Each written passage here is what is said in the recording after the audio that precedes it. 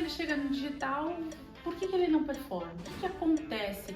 Por que ele não rapidamente viraliza ou não rapidamente ganha uma quantidade enorme de seguidores? Porque ele acha que o que ele precisa fazer é mostrar o que ele sabe. Isso vai ajudar você a começar a fazer um teste mais assertivo. Então, no processo de definição, faz parte a identificação. Qual é o subnicho que eu vou melhor?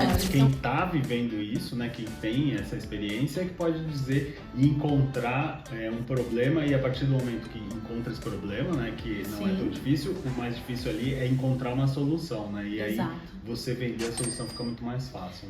Olá pessoal, muito bem-vindos novamente ao Guaraná Podcast, e eu tô aqui junto com a Ellen. A gente vai falar de novo sobre marketing digital. Muito bem, é o que a gente faz aqui na Guaraná Digital. Então a gente queria dar algumas dicas para as pessoas que estão começando com marketing digital, e a gente tem alguma experiência e eu acredito que a gente pode contribuir para os especialistas que estão querendo se posicionar melhor no ambiente digital. Muito bom, muito boa tarde. É um prazer estar aqui com vocês novamente. A ideia é compartilhar o nosso conhecimento e desmistificar o que é esse mundo do digital. E o tema de hoje, como o Edu já reforçou, é para aqueles especialistas, aqueles profissionais que já estão numa fase uma fase mais madura do negócio e tem visto, né, pessoas até menos preparadas no digital, alcançando seguidores, desenvolvendo projetos, criando mentorias, desenvolvendo negócios específicos, característicos do mundo digital, e fica lá, né, com aquela sensação de que tá atrasado, ou que o tempo tá passando e ele não faz parte desse universo, né? E hoje a gente vai falar sobre esse assunto. Sobre construir autoridade, né, Ellen? No digital, né? Então, vamos já começar por isso. Como que a pessoa quem está começando, pode construir autoridade no digital? Então, é uma coisa bem interessante, né? Porque normalmente, quando a gente conversa com um especialista, ele descorre aquele currículo, né? Ele já tem autoridade. Ele já é o cara, né? Só que quando ele chega no digital, por que ele não performa, né? O que acontece? Por que ele não rapidamente viraliza ou não rapidamente ganha uma quantidade enorme de seguidores? Por quê? Porque ele acha que o que ele precisa fazer é mostrar o que ele sabe e não qual é o problema que ele resolve. Perfeito. E isso gera um conflito e muitas vezes a pessoa fica patinando e tentando X, Y, fórmulas diferentes de se posicionar e trabalhar no digital, mas ninguém nunca chega e fala para ele: escuta, tenta mostrar um problema que você resolve e foca nesse problema com consistência, com frequência, que você vai ter com certeza resultado nessa plataforma, né, no ambiente digital. Então tá, e aí tem também as pessoas que têm medo, né? Então que dica que a gente pode dar para quem tem medo de se expor? Porque esse também é um problema que a gente vê, né, com os clientes e as pessoas que nos procuram pedindo ajuda para fazer esse posicionamento. Muitas vezes a pessoa tem medo de se expor, ou então não sabe, ou fica com receio, achar que está sendo muito mala, né? Porque tem perfis diferentes de pessoas, mas não significa que todos não podem fazer isso, né? Então, que dica que a gente pode dar para quem está começando e tem esse receio, né? Esse medo de se expor? Eu vou começar contando uma história, que é inclusive um projeto que a gente está trabalhando agora. Uma pessoa nos procurou da área contábil, financeira, que ela tinha um sonho, por ser especialista, em montar um curso. Afinal de contas, ela vê aí o mercado, e no mercado da contabilidade tem alguns perfis que são super engraçados, de um assunto tão sério, mas é super divertido. Então, por que é muito bom, inclusive, advogados tributários também se posicionando, meio que gerando até, de certa forma, algum conflito ali com a área da contabilidade, falando sobre cobrança indevida de impostos e coisas do tipo. E eles nos procuraram para desenvolver um projeto, um curso digital. Só que a pessoa, ela não estava preparada para isso. E isso é muito importante a gente falar. Porque no nosso trabalho, no método que a gente atua, a gente não chega e fala para a pessoa, você quer? Então vamos lá. Porque ela não ia sustentar, por causa da insegurança, do medo de se expor, uma frequência, até que, vamos colocar, relativamente baixa, né? Um por dia, um conteúdo de vídeo por dia, ela não ia sustentar isso. Então, o que a gente fez? A gente deu um passo para trás. Por quê? Porque na Guaraná Digital, a gente não tem só prego, né? A gente brinca muito disso, né? Ou melhor, a gente não tem só um tipo de semente, né? A gente viu que ali, por mais que ela quisesse fazer isso, ela teria que fazer um trabalho de reestruturação da comunicação na empresa dela, estabelecer alianças e forças dentro do ambiente de trabalho que ela tem, inclusive identificando o que o cliente dela acha que é o diferencial competitivo dela, para de novo a gente destacar, né? Qual é o problema que você resolve sob o ponto de vista do cliente que já te conhece e o que você acha efetivamente que você é bom em fazer. Então a gente deu esse passo atrás. E aí o que a gente faz? A gente está fazendo um trabalho de pesquisa de mercado, pesquisa de campo, com precificação, comportamento. E aí o que a gente começou a identificar? Os riscos do mercado. Então a insegurança, a instabilidade fiscal, contábil que os empresários sentem. E aí que muitas vezes aparecem outras possibilidades e de repente que nem é curso, o cliente acaba vendo, enxergando outras oportunidades de negócio dentro da empresa dele que estava lá e ele pode perceber uma veia ali que ele não tinha visto, né? E isso acontece bastante. Muito. A gente falou isso no episódio passado e a gente vale reforçar porque isso é uma coisa que... Então esse passo para trás é muito não importante. É para trás, né? Não é para trás, exatamente, não é para trás, mas é que muita gente ignora esse fato dessa definição, tanto do nicho, acha que o nicho que ele tá é aquele óbvio ali, da contabilidade, por exemplo, mas não sabe que existem subnichos e que existem a definição do público e as necessidades e dores daquele público vai trazer insights, né, de novos negócios, né? Sim. Por exemplo, num projeto como esse, ainda mais no momento que a gente está gravando agora, a gente está falando muito de reforma tributária. Então, está gerando uma insegurança muito grande em todo mundo, em todo empresário, não importa o porte, desde o MEI até, né, o lucro real, o lucro presumido. Então, é uma situação onde gera insegurança para esse público, mas ao mesmo tempo, para o especialista, gera oportunidade. Perfeito. Mas a oportunidade não é falar sobre reforma tributária. A oportunidade é entender qual é o problema, ou melhor, qual é o principal problema que um nicho, e aí super legal a sua colocação, que um nicho de empresários vai sofrer. E aí a gente está falando de um nicho e talvez até um subnicho, né? Porque eu não tenho tanto conhecimento sobre isso, mas será que o mercado, por exemplo, varejo de moda vai sofrer um tipo de impacto, né?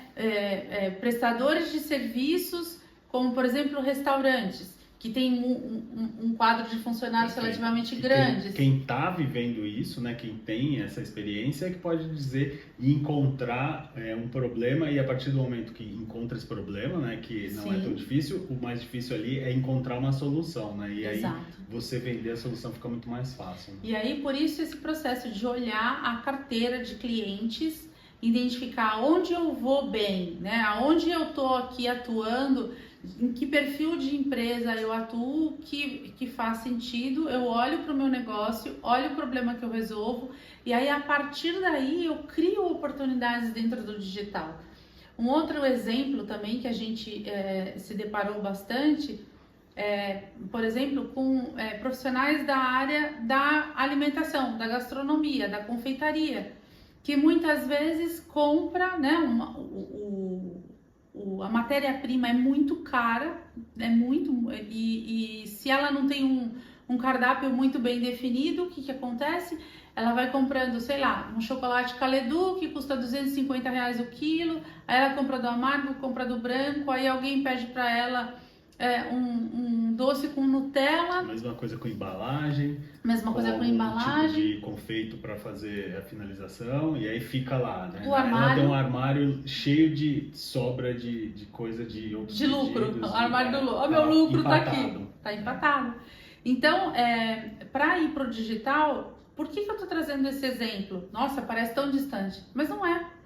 Se você é bagunçado na confeitaria e você tem lá um monte de coisa, você abre o armário e tá claro que você não definiu direito se você faz doce com Nutella, doce com chocolate amargo, né? Pasta americana, massa folhada. Se você for pro digital desse jeito, você também vai ter o mesmo tipo de problema, né? Ele só não vai estar ali no teu armário, mas ele vai refletir provavelmente no teu feed, né? Então, são exemplos de situações que acontecem. E aí, então, falando nessa coisa do nicho, que dica que a gente pode dar para que as pessoas consigam, para que os profissionais consigam definir melhor o nicho e acertar o público? Legal, a gente está falando hoje bastante de profissional liberal e também de empresários, empreendedores, então não importa qual é o segmento, existe uma metodologia que faz parte do nosso pilar aqui de negócio, que é a mentoria, aonde a gente ensina que você tem que pesquisar. Você tem que identificar dentro do segmento que você já atua, qual é o perfil de público e qual é o subnicho que você pode ter melhor resultado. Isso vai ajudar você a começar a fazer um teste mais assertivo. Então, no processo de definição, faz parte esse estudo, faz parte a identificação, tá? Eu tô no nicho, vamos falar agora de novo, né? Eu tô no nicho da contabilidade, mas qual é o subnicho que eu vou melhor? Então, eu tô na contabilidade, mas o meu subnicho, a minha especialidade é a contabilidade industrial. Por quê? Porque eu domino os impostos, eu domino a carga tributária, eu tenho uma boa relação com a parte sindical. Já tem alguns clientes, né? Já tenho os clientes, eu vou ter estudos de caso, mas eu não tenho prova social no digital. Não tem problema, você tem experiência para falar do que você faz. Das particularidades daquele subnicho, né? Exatamente. E quando você estuda isso, inclusive dentro de uma pesquisa, você vai inclusive identificar se o teu modelo de negócio no digital não é um reflexo do que você tem no mundo físico, né? Porque às vezes as pessoas falam, não, eu vou fazer um curso, mas esse público ele não tem a ver com o curso, ele não vai parar para assistir aula, ele não vai. Então não faz sentido você, né, pegar e falar assim, não, aqui estão falando que ganha dinheiro com curso, eu venho com esse tijolo e coloco aqui dentro do meu negócio.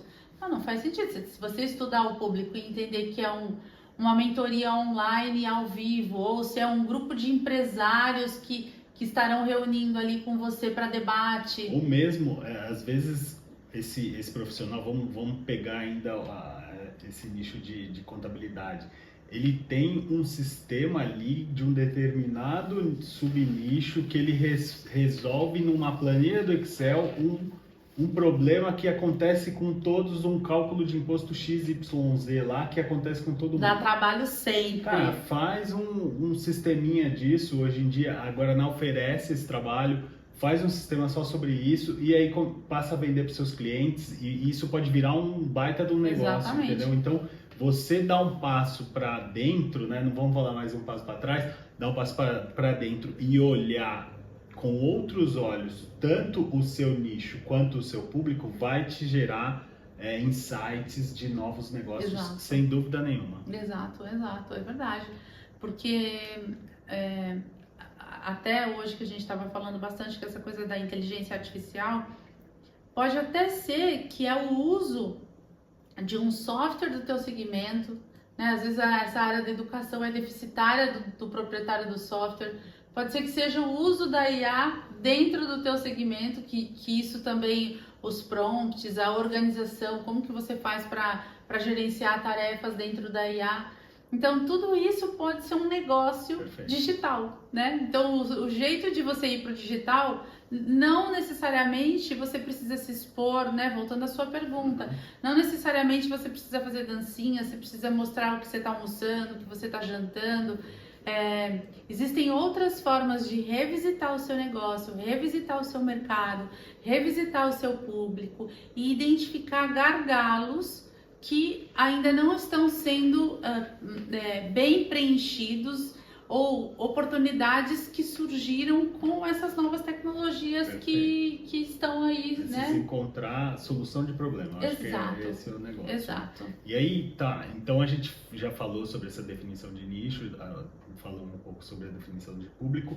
Agora, eu quero realmente começar a fazer conteúdo, né? Quais são os primeiros passos que eu devo fazer para realmente colocar o pezinho na água e começar a fazer conteúdo e distribuir isso? Muito bom. Também vou contar uma história que está acontecendo. Muita gente tem feito uma leitura da chegada no digital.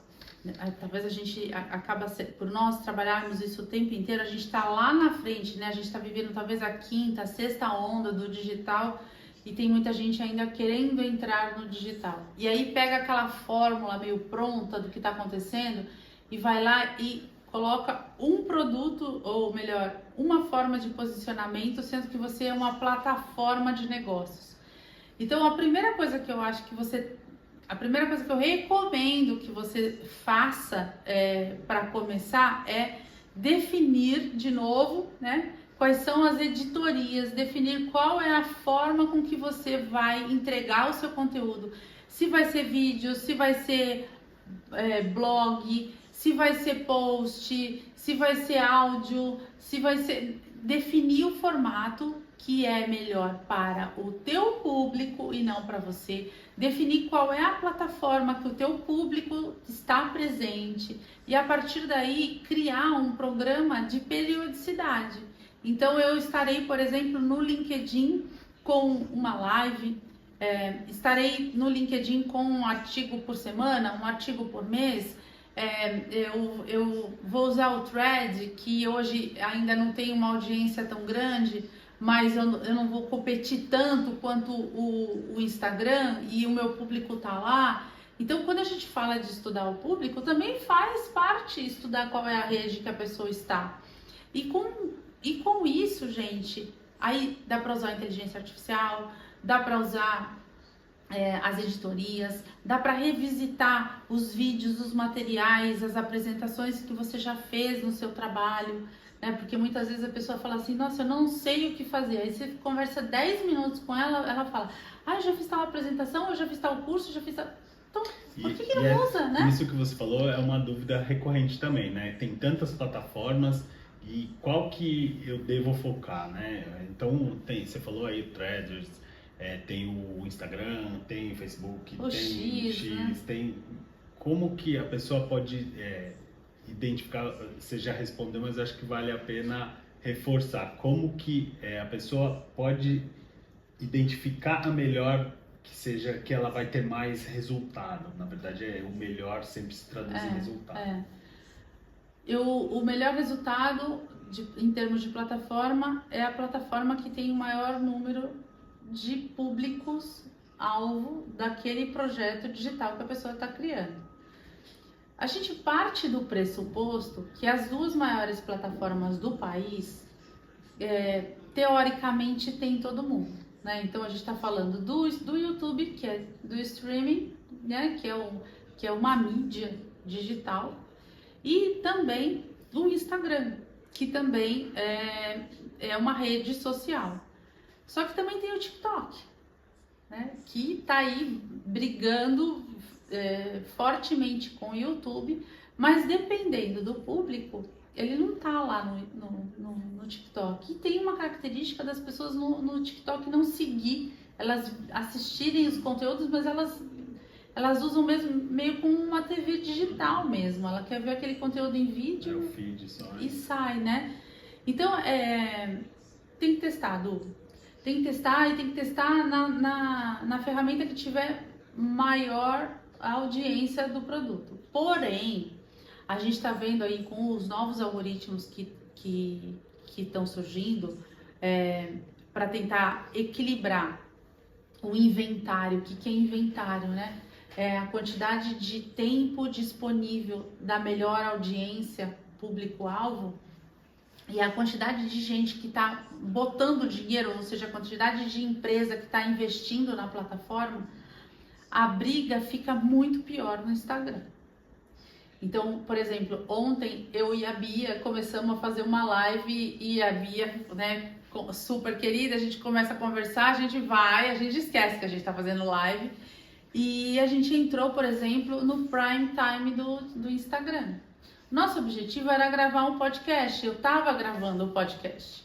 Só que ela falou assim, vamos entrar também no Instagram? A gente entrou. Só que aí a gente viu o horário, que é o horário prime time, que é assim, igual quando a gente vendia propaganda na televisão, né? Que tem o horário da novela das 8, do Jornal Nacional, que é o valor mais caro, a gente entrou na hora do prime time. De repente, o que aconteceu? No meu feed eu rolava, tinha 20 pessoas em live, só do meu universinho ali. E o dela também, uma galera. Então, o que acontece? Fica mais concorrido, fica muito mais difícil. Então você tem que fazer muito mais conteúdo. E você tem que estar muito mais azeitado sob o ponto de vista do que você resolve. De qual é o problema que o teu cliente tem. Para que efetivamente você vá bem numa rede como essa, que é muito competitiva. E aí você entrou num assunto que eu já ia chamar, que é o que é o conteúdo bom e o que é o conteúdo que efetivamente vende. Eu vou contar um caos. Quando a gente começou nesse modelo de negócio e na hora que a gente falou que a gente ia fazer esse tema, eu lembrei perfeitamente de quando eu comecei a fazer conteúdo para as confeiteiras. O que eu fiz de errado? Eu queria ensinar elas a vender todos os dias. Onde estava meu erro? Elas não queriam vender todos os dias. Elas não queriam vender todos os dias. Eu tinha certeza que elas queriam vender todos os dias. Porque quem não quer vender todos os dias? As confeiteiras não querem vender todos os dias. Só que eu aprendi como? Ralando, sofrendo, porque eu falei, até que um dia caiu pesquisa. E elas, eu quero aparecer. Não, mas se elas querem aparecer, se elas querem, né, vender, então elas querem vender todos os dias, é óbvio. Só que não é óbvio. E aí, outra coisa que eu também cometi de erro foi querer explicar os fundamentos de marketing e comunicação para as confeiteiras, para que elas não fizessem o que eu chamava lá de feed de vitrine.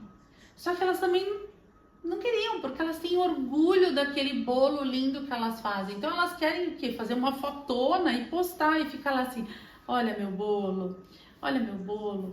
Então isso é um grande problema quando a gente fala de conteúdo bom e conteúdo que vende. Porque o conteúdo era ruim? Não, muita gente falava assim, Ellen, o conteúdo é incrível, só que acho que você está explicando demais para as confeiteiras.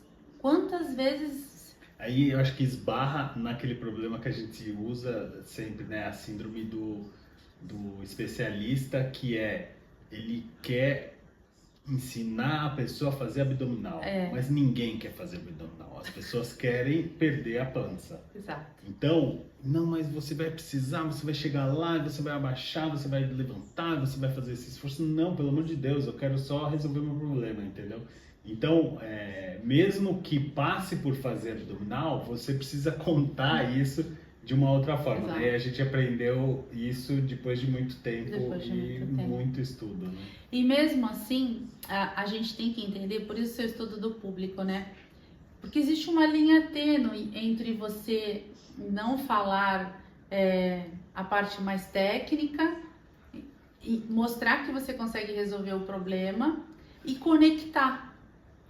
Porque se você só fala que resolve o problema, eu falo, nossa, parece charlatão, porque ele não está dizendo nada embasado. E se você vai para um embasamento, fala, nossa, que difícil que deve fazer isso.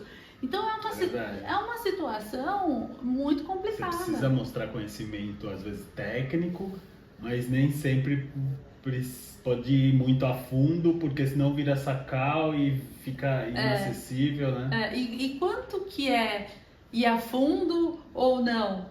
Putz, não tem uma fórmula. E quem fala que tem é mentira. Porque tem que ir testando, né? E tem que ir testando. E um erro que eu vejo dessa coisa do bom conteúdo e o conteúdo que converte ou o conteúdo que vende é que pode ser que lá atrás eu até tenha esbarrado no conteúdo que tinha o tempero certo.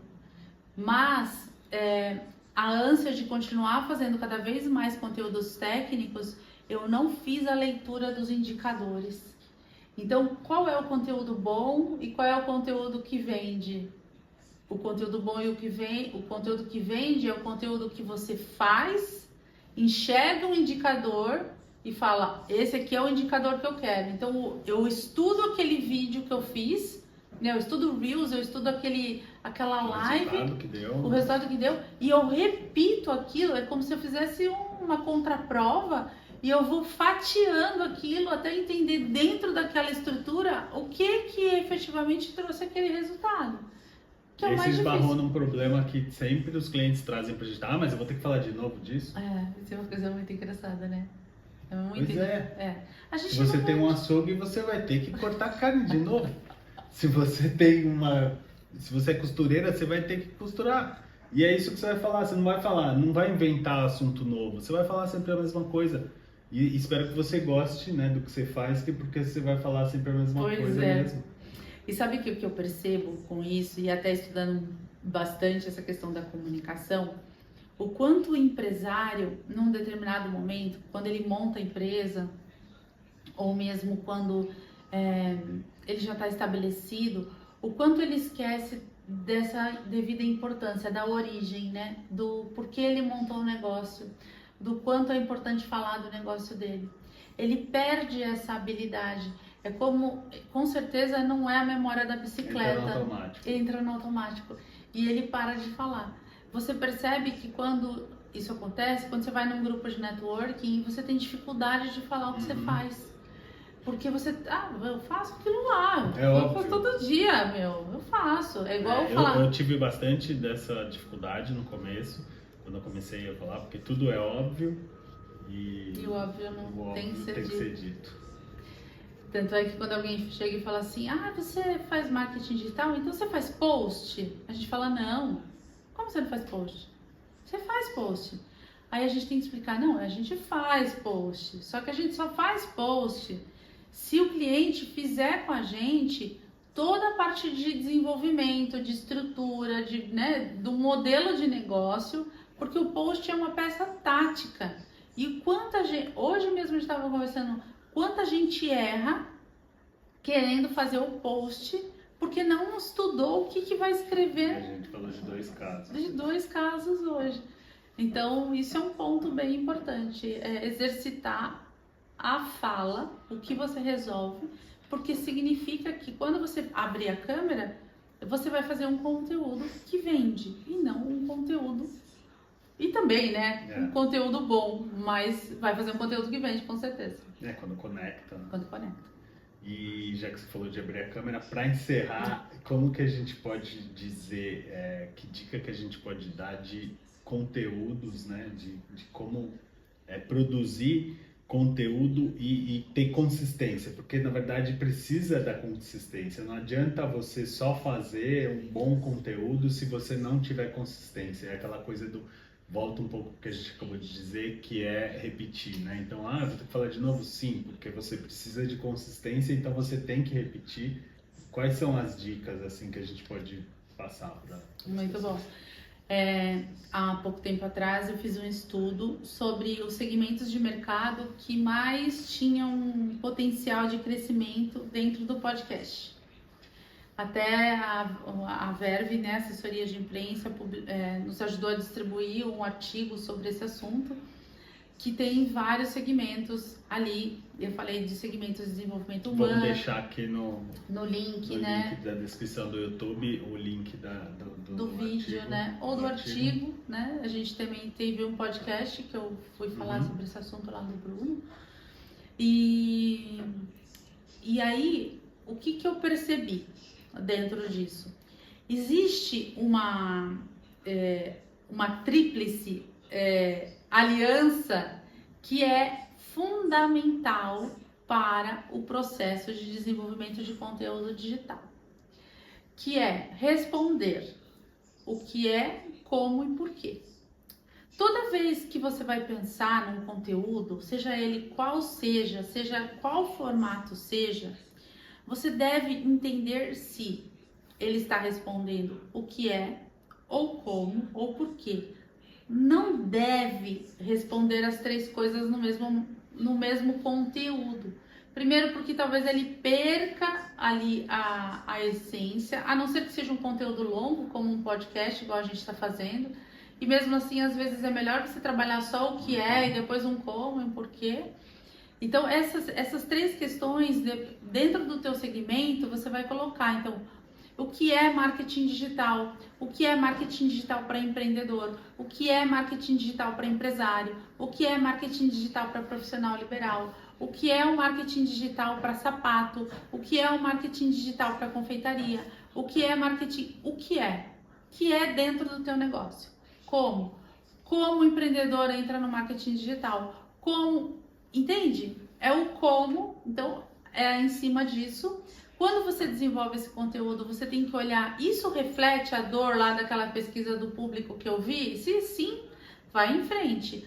Outra coisa que eu aprendi há pouco tempo, e que eu achei bem interessante, que era fazer uma reflexão assim, a Ellen lá do começo, lá do passado, pagaria por esse conteúdo? E aí o pagar muitas vezes não é a questão do dinheiro, porque hoje o tempo... O tempo já é se dedicar, tá aqui ouvindo o podcast, já tá pagando de alguma forma. Exato. Inclusive, deixa o seu like e se inscreve, por favor, para você não perder os vídeos. É muito bom, hein? Deixa o like, deixa o like.